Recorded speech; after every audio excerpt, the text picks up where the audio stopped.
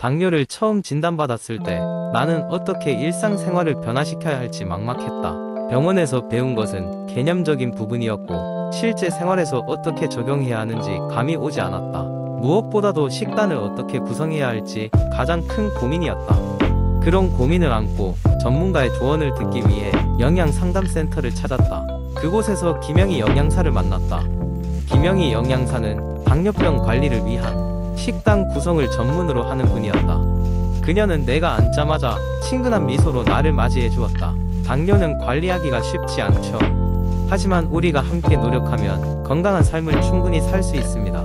라고 말하며 내 걱정을 덜어주었다. 김 영양사는 먼저 나의 일상 식습관을 물어보았다. 내가 얼마나 자주 무슨 음식을 먹는지를 꼼꼼히 기록하면서 식단 조절의 필요성을 설명해 주었다. 그녀의 조언 중 가장 첫 번째는 혈당 지수가 낮은 음식을 많이 포함시킬 것이라는 점이었다. 당근이나 오이 같은 생채소, 키노아나 현미 같은 곡물이 좋다고 했다. 그녀는 이러한 음식을 통해 나의 혈당 변화를 느리게 하고 안정적으로 유지하는 것이 목표라고 설명했다. 사소한 습관 변화도 제한되었다. 예를 들어 평소에 밥을 빨리 먹는 편이라면 속도를 줄여보라고 했다. 천천히 먹음으로써 포만감을 더 빨리 느낄 수 있고 이는 궁극적으로 섭취량을 줄이게 되어 혈당 조절에 도움이 된다고 했다. 그 다음으로 그녀는 자주 먹는 과일의 종류에 대해서도 조언을 주었다. 당도가 높은 과일은 혈당을 급격하게 올릴 수 있기 때문에 주의가 필요하다고 했다. 대신 딸기나 사과 같은 저당 과일을 추천하며 나중에 내가 직접 만든 과일 샐러드 레시피도 알려주었다. 과일 샐러드를 만들 때는 요거트를 첨가해서 단백질 섭취도 신경 써보라는 세심한 조언도 잊지 않았다.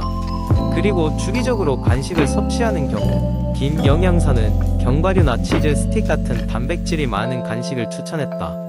이는 쉽게 혈당을 높이는 탄수화물 간식을 대체할 수 있는 좋은 선택이라고 했다. 이와 함께 우유나 대체 우유를 곁들여 섭취하면 더 좋을 거라고 덧붙였다. 김 영양사의 코칭을 받은 후 몇 달 동안 내 생활은 크게 변했다. 처음에는 조절이 쉽지 않았지만 꾸준히 시도하면서 나는 혈당 수치가 점차 안정되는 것을 느낄 수 있었다. 그 효과는 단순히 수치에서만 드러난 것이 아니라 전반적인 나의 건강 상태, 생활의 질 향상으로 이어졌다. 정기적인 상담을 통해 영양 성분에 대한 이해도가 높아지고 더욱 다양한 식단을 스스로 구성할 수 있게 되었다. 김 영양사와의 만남은 내 삶의 전환점이 되었다.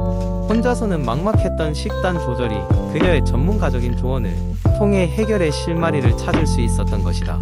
당뇨 관리의 기본은 자신의 식습관을 정확히 이해하고 그것을 조금씩 개선해 나가는 것임을 깨달았다. 그 이후로 나는 더 적극적으로 건강한 식습관을 유지하기 위해 노력하고 있다. 두 번째 이야기. 어느 작은 마을, 바쁜 일상에 지친 한 남자가 있었습니다. 그는 이름이 민수였고 매일 회사에서 쏟아지는 업무와 책임감으로 인해 스트레스가 극에 달한 상태였습니다. 머리에는 항상 무거운 구름이 드리운 것 같았고 밤이면 만성 불면증으로 잠을 이루지 못했습니다. 그의 가족과 친구들은 걱정이 많았다. 민수의 건강이 나빠지고 있다는 것을 알았기 때문입니다. 어느 날 지칠 대로 지친 민수는 주말을 이용해 근처 산속에 위치한 작은 명상센터를 찾아가게 되었습니다. 평소라면 관심도 없었을 명상이었지만 그날만큼은 무엇이라도 좋아질 수 있는 방법을 찾고자 했습니다. 센터에 도착한 민수는 명상 강사인 수미를 만났고 그녀는 친절하게 명상의 기본 원리와 호흡 기법을 설명해 주었습니다. 명사에 대해 전혀 알지 못했던 민수는 처음엔 어색했지만 자연의 소리와 함께 깊게 호흡하는 것을 배우면서 점차 마음의 평온을 느끼기 시작했습니다. 수미는 민수에게 매일 아침 아무 생각 없이 앉아 명상을 하고 그날 하루를 감사하는 마음으로 시작해 보라고 조언했습니다. 민수는 그녀의 말을 따라 해보기로 했습니다. 며칠이 지나고 민수는 자신이 조금씩 달라지고 있음을 느끼기 시작했습니다. 아침 식사를 마친 후 공원의 벤치에 앉아 10분간 명상하는 습관이 생겼습니다. 물론 처음에는 여전히 생각이 많았지만 어느 순간부터 마음속 잡념이 줄어듦을 느꼈습니다. 그리고 점차 그의 얼굴에는 미소가 번지기 시작했습니다. 그렇게 몇 주가 지나고 회사 동료들도 민수의 변화를 느끼기 시작했습니다. 전에는 작은 일에도 예민하게 반응했던 민수가 이제는 침착하고 긍정적인 태도로 변했습니다. 어떤 상황에서도 마음의 중심을 잡을 수 있었습니다.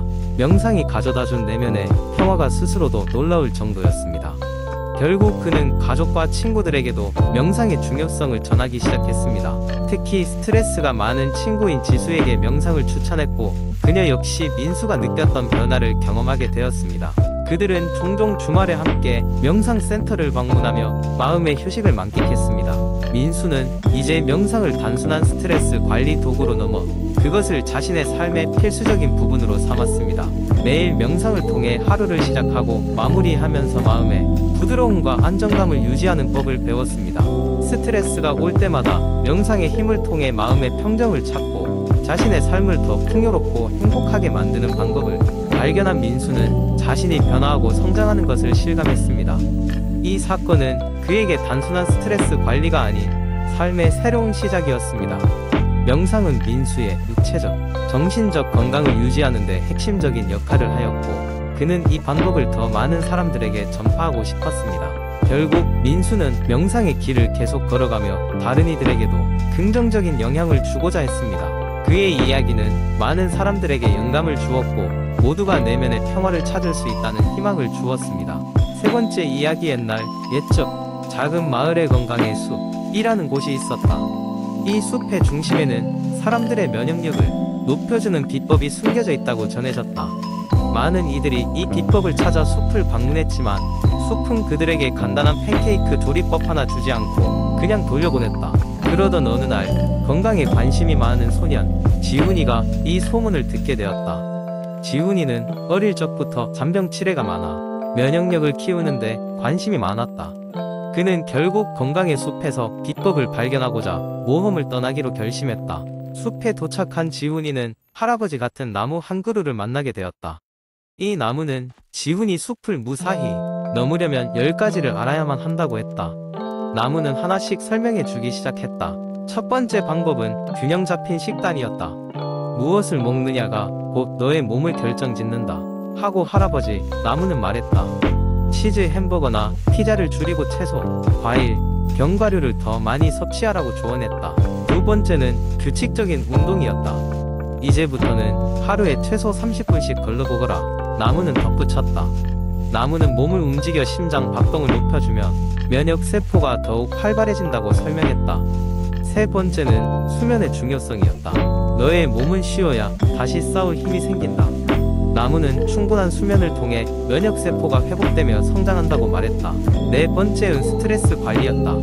나무는 마음이 편해야 몸도 편안해질 것이라네 하며 명상이나 호흡 운동을 통해 스트레스를 다스릴 것을 제안했다. 다섯 번째로 나무는 물을 충분히 마시라고 강조했다. 물을 많이 마셔야 내 몸의 모든 세포들이 잘 움직일 수 있다 며 물의 중요성을 설명했다. 여섯 번째는 손 자주 씻기였다. 손은 수많은 세균의 집합체다.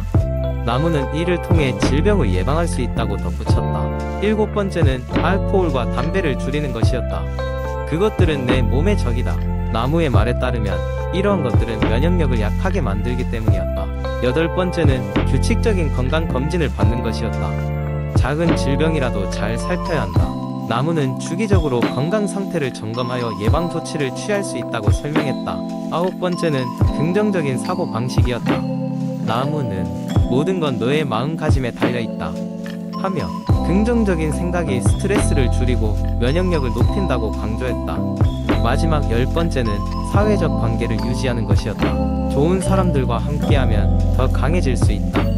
나무는 사람들과의 교류가 정신적 지지와 행복감을 준다고 말했다. 이렇게 10가지를 모두 배운 지훈이는 숲을 나서며 할아버지 나무에게 인사를 하고 목소리에 감사의 인사를 전했다. 그리고 그날 이후로 지훈이는 건강한 삶을 살며 마을 사람들에게도 이 지혜를 나누어 주었다고 한다. 네 번째 이야기. 모두가 인생의 어떤 시점에서 체중 감량을 고려하게 되는 순간이 있다. 나에게는 새해가 시작되던 때였다. 친구들이 새해 결심을 이행하자고 서로 격려하는 분위기 속에서 나도 나만의 목표를 세우기 시작했다. 체중 감량을 위한 첫걸음은 스스로의 건강 상태를 정확히 이해하는 것이었다. 그래서 나는 먼저 병원에 가서 건강검진을 받았다. 혈액 검사 결과와 의사의 조언을 통해 나의 현재 건강 상태와 체중 감량이 필요한 이유를 명확히 이해할 수 있었다. 의사 선생님은 건강한 체중 감량을 목표로 삼으라고 조언해 주셨다. 매달 몇 킬로그램씩 줄이는 무리한 목표 설정이 아닌 지속 가능한 작은 변화를 지향하라고 하셨다. 이런 수치를 설정하는 것보다 더 중요한 것은 일관된 생활 습관이라고 강조하셨다. 그날 이후 나는 건강한 식사 계획을 세우기 시작했다. 우선 내 생활 속에서 간편하게 실천할 수 있는 작은 규칙들을 세웠다. 첫 번째로 하루에 시금치나 브로콜리와 같은 녹색 채소를 한 접시씩 먹기로 했다. 채소는 칼로리가 낮을 뿐만 아니라 포만감을 주어 과식을 방지하는 데 도움이 되었다. 두 번째로는 물을 많이 마셨다. 하루에 최소 2리터의 물을 마시면서 체내 독소를 배출하는 데 집중했다. 식단 개선뿐만 아니라 운동도 병행하기로 결정했다. 처음에는 동네를 산책하거나 가까운 공원을 달리기 시작했다. 점점 체력이 좋아지면서 헬스클럽을 등록하고 주 3회 이상 꾸준히 다니기 시작했다. 아침에 일어나 운동을 하고 나면 하루 종일 기분이 상쾌해지는 것을 느꼈다. 이 과정에서 가장 큰 도전 과제는 꾸준함을 유지하는 것이었다. 중간중간에 일어나는 유혹이 나를 괴롭혔다. 특히 주말 친구들과의 식사가 가장 큰 난관이었다. 하지만 친구들과의 약속에서도 그들이 내 목표를 이해할 수 있도록 솔직하게 말을 했다. 그러자 친구들도 나의 결심을 지지해 주었고 같이 건강한 메뉴를 선택하며 도와주기 시작했다. 시간이 흐르면서 몸무게뿐만 아니라 삶의 질이 점점 개선되는 것을 느낄 수 있었다. 무리 없는 규칙과 생활 습관은 나에게 더 많은 에너지를 제공했고 이는 일상생활 전반에 긍정적인 영향을 줬다. 내 목표는 단순히 체중을 줄이는 것이 아닌 장기적인 건강을 위한 것이었다. 지속 가능한 작은 변화를 통해 내가 이룬 목표는 단순한 체중 감량이 아니라 더 건강한 삶을 위한 발판이 되었던 셈이다. 이 경험을 다른 사람들과 나눔으로써 그들도 자신만의 방법으로 건강한 변화를 만드는데 도움을 줄 수 있다면 좋겠다. 모든 사람에게 적합한 체중 감량 방법은 다를 수 있다. 하지만 중요한 것은 자신에게 맞는 방법을 찾아 꾸준히 실천하는 것이다. 내 이야기가 다른 사람들에게도 동기부여가 되기를 바란다.